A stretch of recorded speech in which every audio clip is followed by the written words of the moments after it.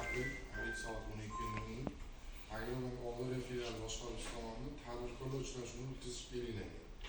Men Agrobank Oldiariya filiali boshqaruvchisi Abduzak Mansurovman.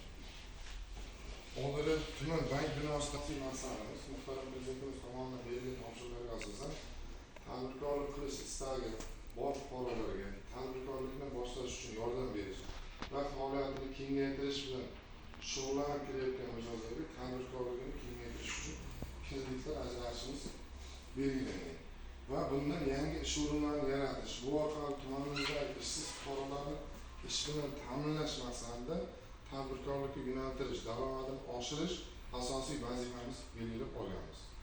Bizda hozirgi kunda bank kreditlarimiz imtiyozli kreditlar. Biznesga birinchi qadam qo'yamiz. 5 million so'mdan 12 million so'mgacha bank plastik kartasiga o'tib tadbirkorlik faoliyatini boshlash, ya'ni bank faoliyatini kengaytirish istagi bo'lsa 50 million so'mgacha. Bundan keyin prezident farmoniga asosan 312 sonli qarorga asosan 100 million so'mdan 300 million so'mgacha imtiyozli kreditlar ajratiladi.